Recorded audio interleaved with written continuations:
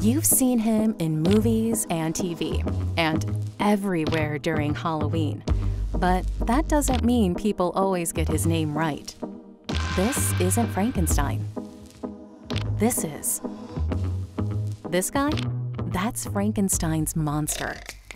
And that's not the only thing that we get wrong about Mary Shelley's iconic creature. If you look in the book, his skin is described as yellow and translucent. So why, whenever we see him, is Frankenstein's monster green?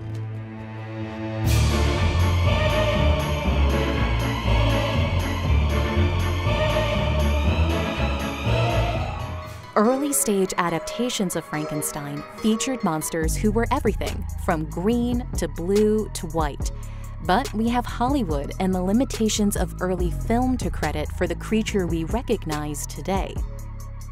For Universal's 1931 adaptation of the classic horror novel, makeup artist Jack Pierce gave the monster his iconic blocky head and neck bolts, a look that Universal copyrighted, which is why sometimes you see versions of the monster that look like this.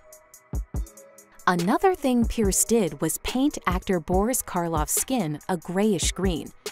But why, if in tons of promo images, Karloff didn't look green at all? Until the 1920s, orthochromatic film was the industry standard, and it was sensitive to blue and green light. That meant those colors appeared lighter on film, making blue skies turn white, while anything red or pink like skin appeared dark.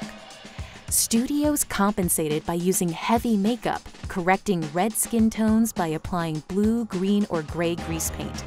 But not everyone got the same amount of time in the makeup chair, which is why in old movies, leads look normal, while extras look darker.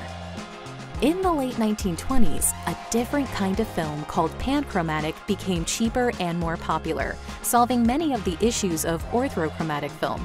But even though it introduced more shades of gray, panchromatic film still had some limitations. Some colors like blue and red and blue, green, and orange still read very similar. Just look at these objects. These two have the same gray value, making them look the same in black and white. Even though without the filter, they're very different colors. And while skin tones don't look as dark, to capture that pale, corpse-like skin Frankenstein's creature is supposed to have, a layer of gray-green paint does the trick. Eventually, the popularity of Technicolor shifted the industry's focus to capturing vivid colors rather than carefully calibrated shades of gray. But extreme makeup and props picked for their gray value continue to be used for decades, thanks to the limitations of black and white TVs. Just look at the bright colors of the Addams Family set, which turned spooky when captured in black and white.